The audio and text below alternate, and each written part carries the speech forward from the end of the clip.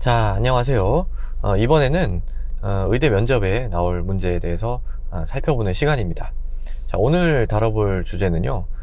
의사 수가 부족하니까 의사를 늘려야 한다는 논리에 대해서 어떻게 생각하는가 라는 주제로 말씀을 드릴게요.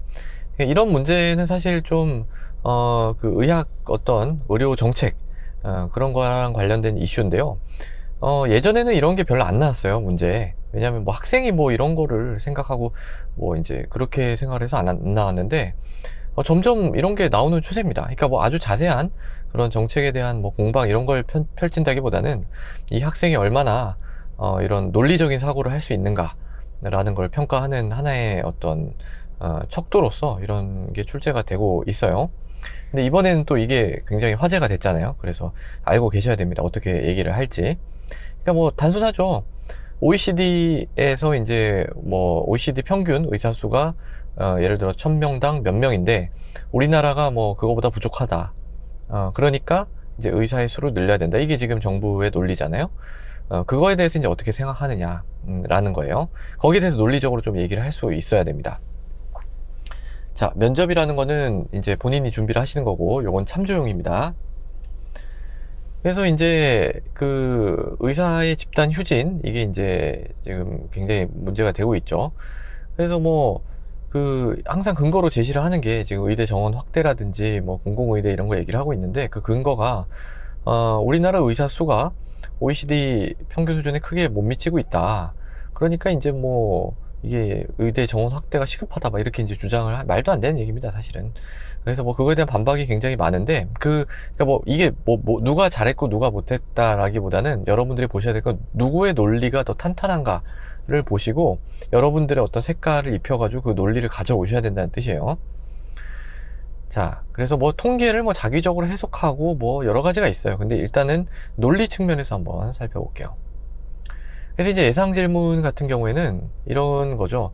정부는 의사 수가 부족하니까 의사를 늘려야 한다고 주장했다.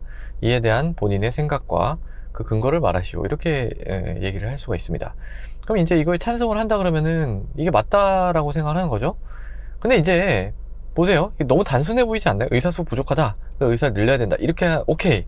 이렇게 되면은 약간 이건 1차원적인 겁니다. 굉장히 1차원적인 사고를 하는 학생처럼 이렇게 얘기가 될 수가 있어요. 그러니까 찬성을 하시더라도 근거를 좀 얘기를 하세요. 저는 아무리 생각해봐도 이 근거가 없는 것 같은데 어쨌든 근거를 생각을 해서 얘기를 하셔야 됩니다. 근데 이제 이 반대되는 논거를 좀 말씀을 드릴게요. 자, 뭐냐면 지금 의사 수에 대해서 얘기를 했죠. 의사 수에 대해서 얘기를 했고, 그러니까 이게 부족하니까 늘려야 된다 이렇게 얘기를 했잖아요. 그러면은 이거의 전제는 뭐냐면 의사 수가 뭔가 문제가 된다라는 뜻입니다. 근데 우리가 의사 수만 가지고 평가를 하지 않죠. 우리가 중요한 건 뭐죠? 의료의 질이죠. 그러니까 이런 전제가 깔려 있는 거예요. 의사 수가 부족하면 의료의 질이 떨어질 것이다 라고 하는 전제가 있는데 과연 이게 맞는 것이냐. 그러니까 초점을 갖다가 의료의 질로 가져가야 된다는 거죠. 예. 그래서 이제 그거에 대한 평가가 있어야 돼요. 이게 이제 평가를 해보면 꼭 그렇지 않다라는 대답이 나오거든요. 어쨌든 문제 제기를 할 수 있어야 됩니다. 그러니까 의사의 수가 부족하다고 꼭 의료의 질이 하락하느냐 이 전제에 대해서 짚고 넘어가야 된다라는 거고요. 그 다음에 이제 지금 의사 수가 부족한 거잖아요. 지금 현재 그러니까 현재 시점에 의사가 부족한데 미래 시점에도 이게 부족할 것이냐 하는 거. 왜냐면은 지금 뭐 의사 수를 늘린다고 해서 공공의대 뭐 짓고 뭐 의대 정원 확대해봤자 이게 뭐 10년, 15년 후에나 이제 반영이 되는데 그때의 의사 수는 어떨 것인가를 예상을 해봐야 되겠죠. 그래서 이 예상으로 해야지 현재를 기준으로 하면 안 된다. 라는 거를 이제 생각을 할 수 있어야 되고요.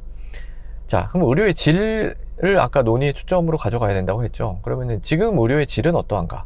그러니까 이렇게 접근해야 되는 거예요. 그러니까 의사 수가 부족하니까 의사 수를 늘려야 된다. 이렇게 하는 게 아니라 지금 우리나라 의료 질이 떨어지니까 형편없으니까 우리나라 의료의 질을 끌어올려야 된다. 라고 주장을 해야 맞는 거죠. 그거는 아무도 반박할 수가 없죠.